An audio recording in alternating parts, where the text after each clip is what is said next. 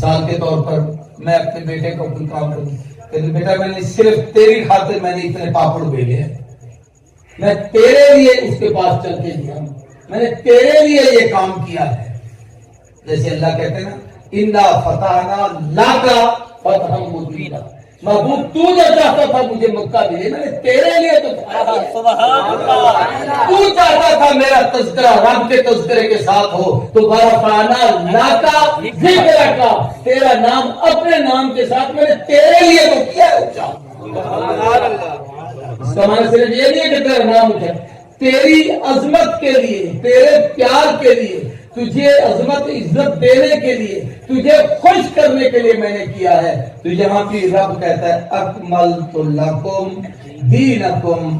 جن لوگوں نے محمد کی محبت میں ماریں کھائیں، صدمے سہے، برادری چھوڑی، خاندان قربان کیے، وطن چھوڑے، گھر سے بے گھر ہوئے، گھر سے بے در ہوئے، جناب پتہ نہیں کتنے مسائل برداشت کیے اس لیے کہ نبی کا خدا کا قرب مل جائے. تو رب کہتا ہے اکملت لکم دینکم، تم نے میرے لیے سب کچھ کیا، آج میں تمہارے لیے تمہارا دین پورا کر کے محمد کی ختم نبوت کے صدقے تمہیں دے رہا ہوں. اب اس تکمیل کی کئی شکلیں ہیں.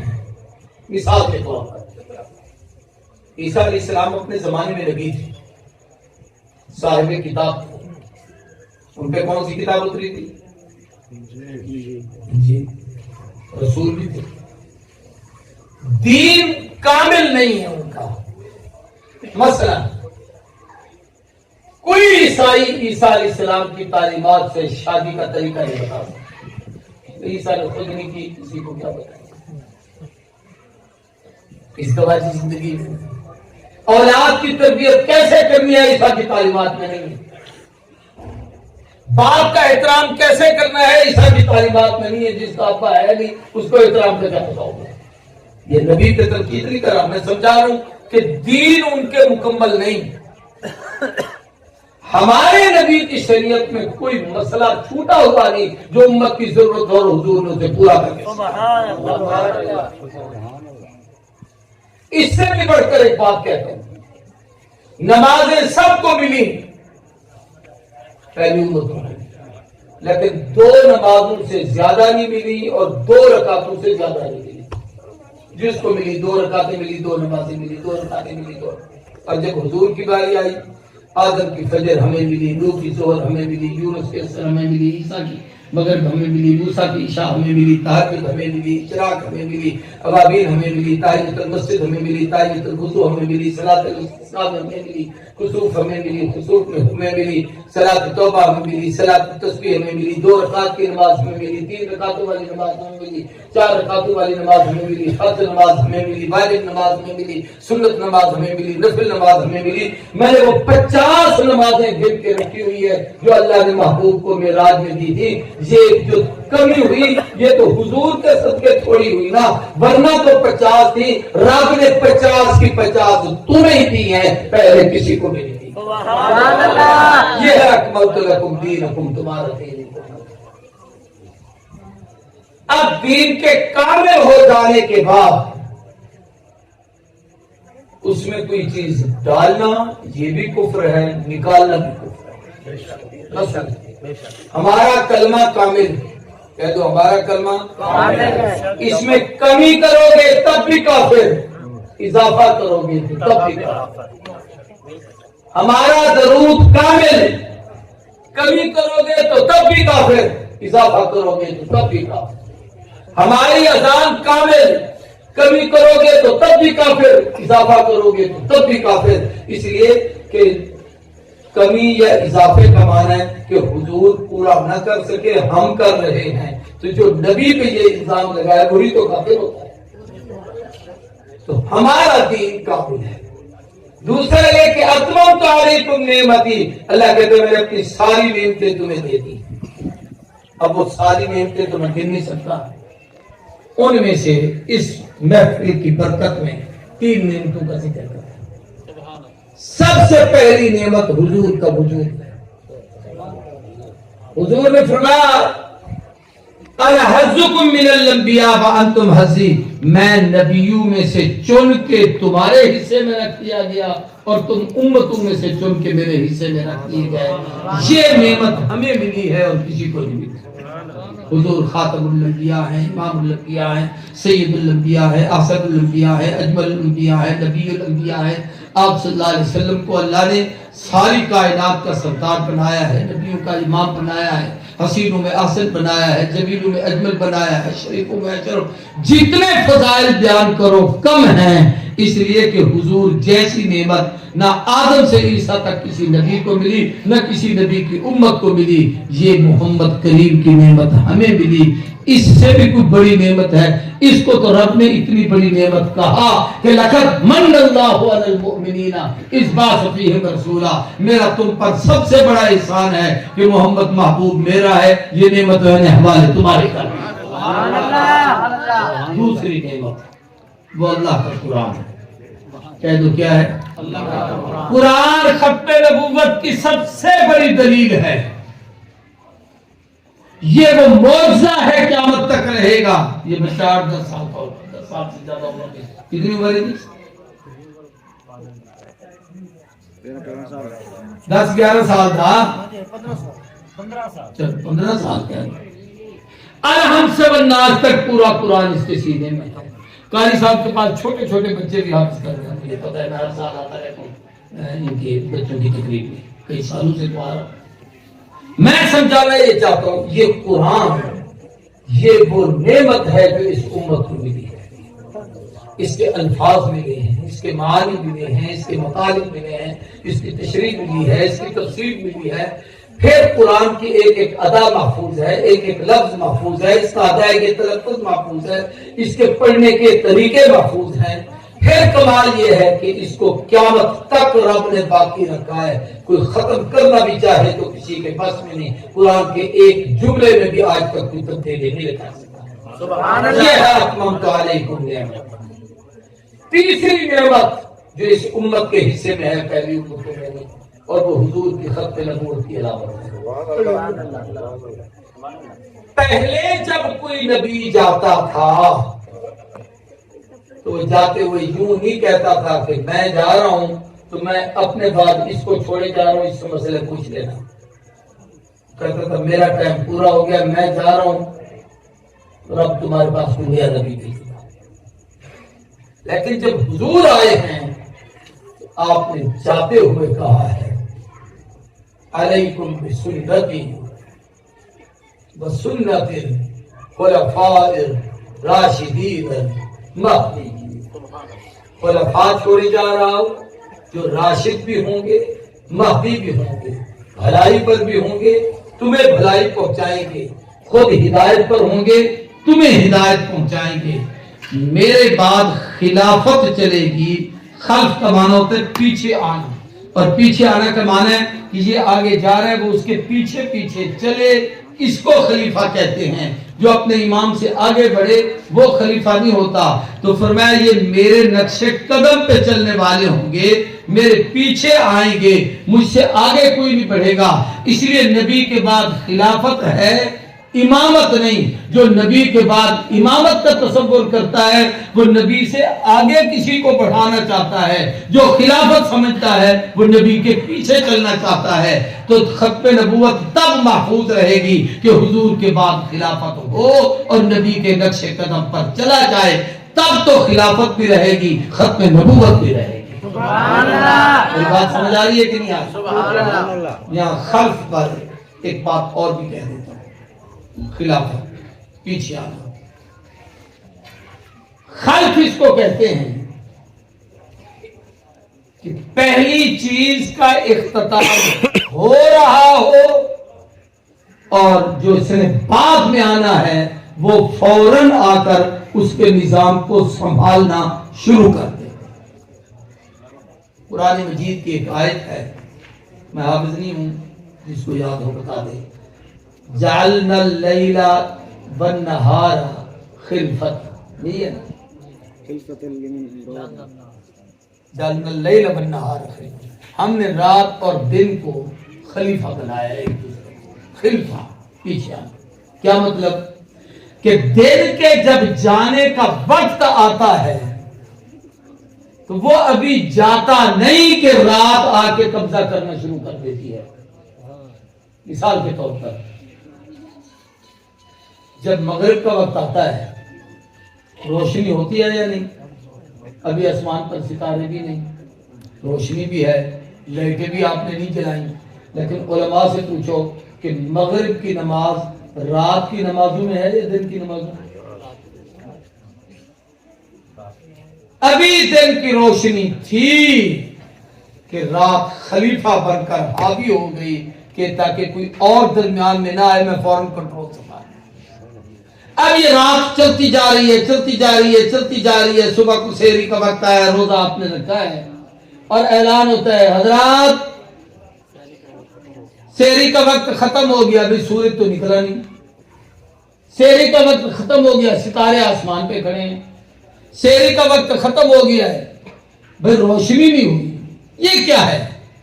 فرمایا ابھی پاؤ پھوٹنا شروع ہوئی، رات ختم، دن نے ڈیرے ڈال لیے، سورج اپنے وقت پر نکلے گا لیکن احکامات پہلے شروع ہو گئے. حضور ابھی تھے، خلافت سمجھو، نبی ہیں، پیغمبر ابھی دنیا سے نہیں گئے کہ نبی کے ہوتے ہوئے حج کا نظام ہے تو تب بھی خلیفے نے سنبھال لیا ہے، نماز کا نظام ہے تو تب بھی خلیفے نے سنبھال لیا ہے. اس کو خلافت کہتے ہیں کہ پہلا ہو اور دوسرا اس کو سنبھال لے. اگر یہ چلا جائے اور بعد میں کسی کا اعلان کیا جائے تو وہ خلافت نہیں ہوتی. تو ایسی پگڑیاں باتیں کئی خلیفے جانشین بنا لے گئے، بے حضرت فلانے چلے گئے، ابھی اس کو اس کی جگہ بٹھا دیا. زندگی میں جو دے جائے وہ خلافت. حضرت خلیفہ غلام احمد دین پوری رحمہ اللہ نے اپنی زندگی کے آخری لمحات میں حضرت میں عبدالہادی کو کہا تھا نمازیں پڑھایا کرو، لنگر بھی چلاؤ، مدرسے کا نظام بھی سنبھالو. دستار بندی مولانا لاہوری نے آ کے کروائی تھی، لیکن حقیقی خلافت خلیفہ غلام محمد دے گئے تھے کہ نظام ذمہ لگا گئے تھے. حضرت میں عبدالہادی نے اپنی زندگی کے آخری دنوں میں مدرسے کا نظام، مسجد کا نظام، مسجد کی امامت، اپنے تمام معمولات میاں مسعود احمد کے حوالے کر دیے تھے.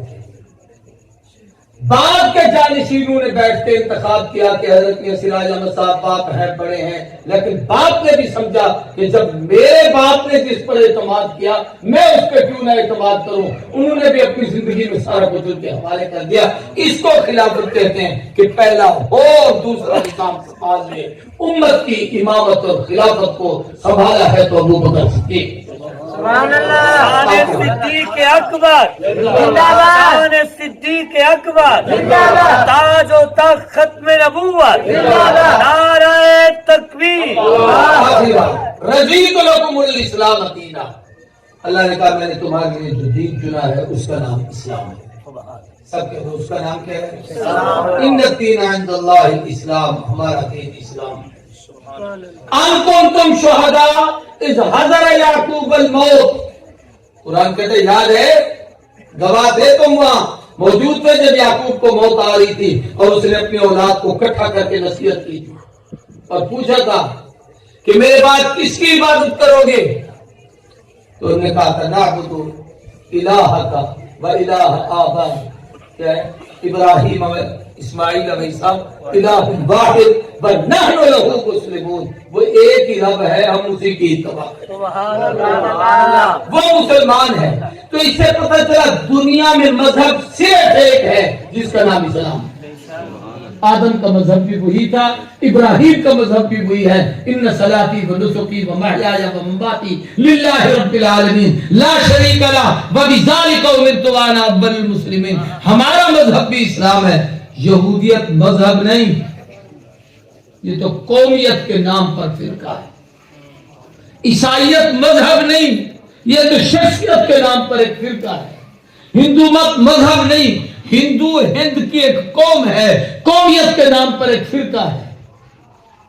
مذہب ہے دنیا کے اندر تو صرف ایک ہے جس کا نام اسلام ہے. اب میں آخری بات ایک اور کہتا ہوں، ختم نبوت کے حوالے سے ہے. یہ ساری باتیں ختم نبوت پر ہے. حضور جب معراج پر گئے تو آپ مکے سے روانہ ہوئے، تو مکے سے سیدھا آسمانوں پر گئے یا زمین پر بھی کہیں گئے؟ کہاں گئے؟ سارے بولو۔ ہمارا قبلہ بیت اللہ تھا، ان افضل بیت وضع للناس الذی بمکہ، ادھر جانے کی کیا ضرورت تھی؟ حضور وہاں کیوں گئے؟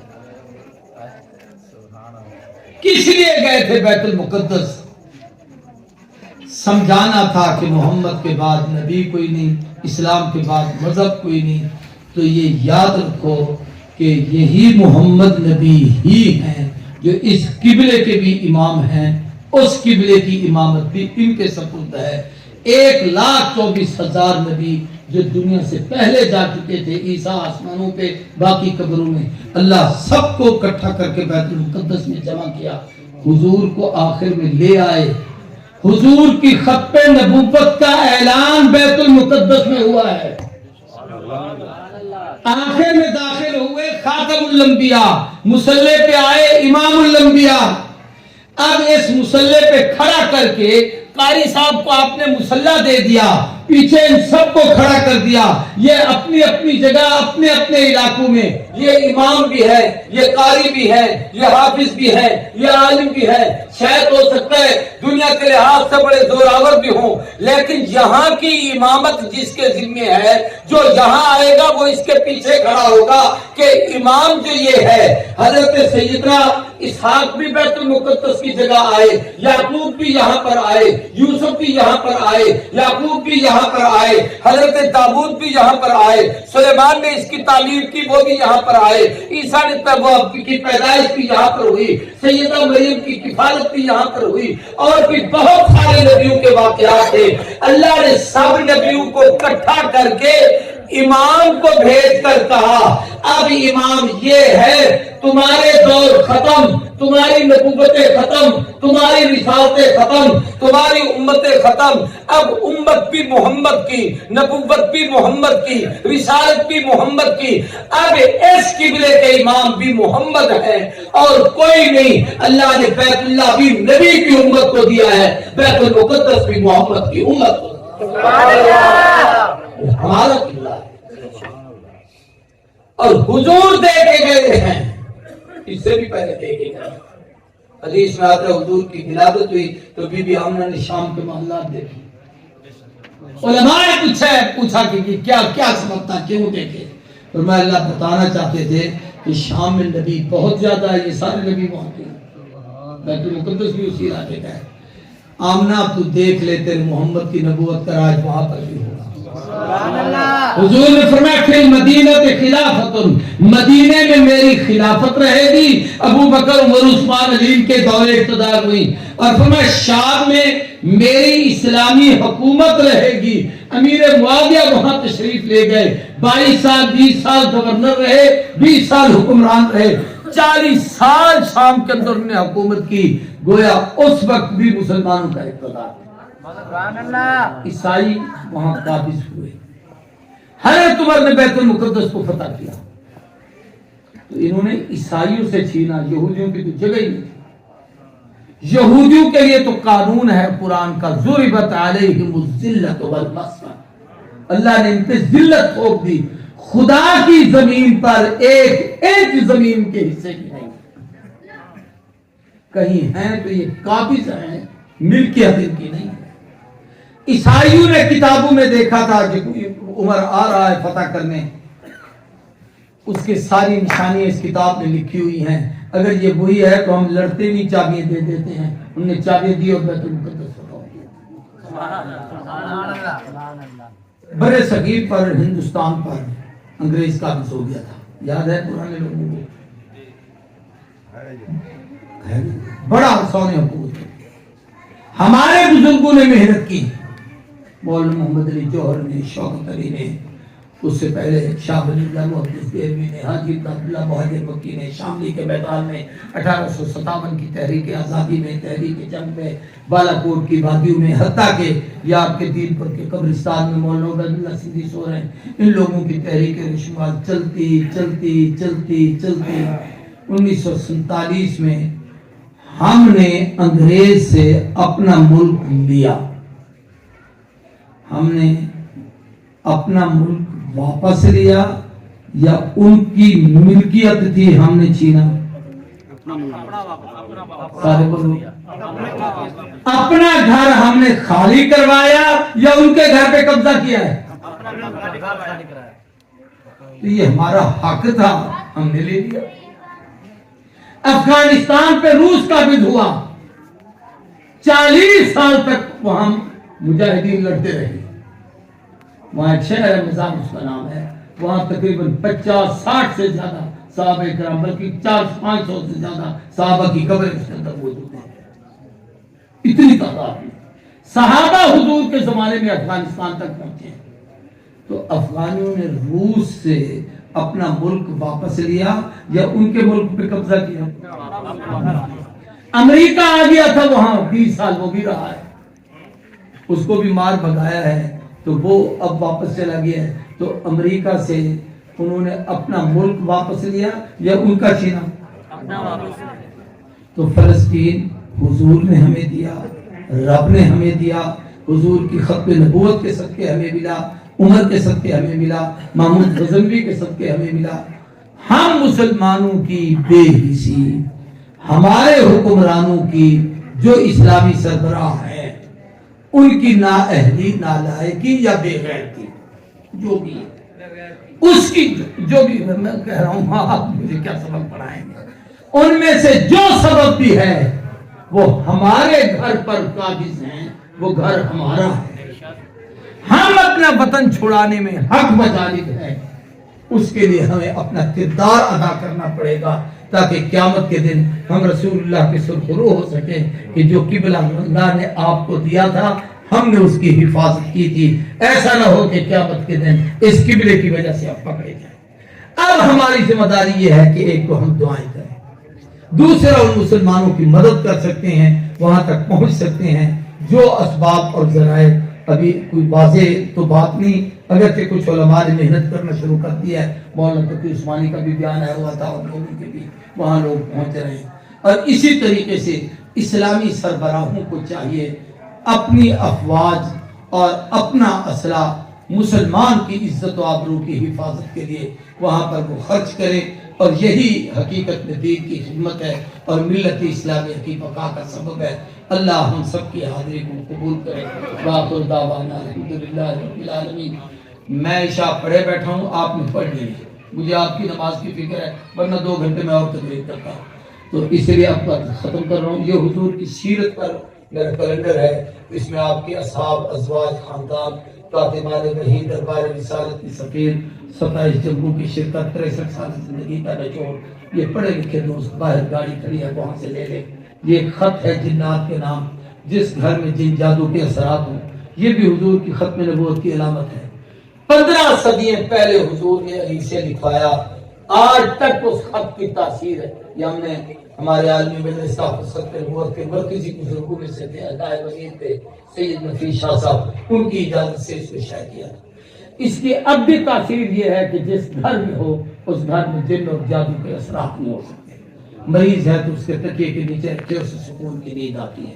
اللہ تبارک و تعالی ہم سب کی حاضری کو قبول کرے، اس مسجد مدرسے کو دن دگنی رات چگنی ترقی عطا فرمائے۔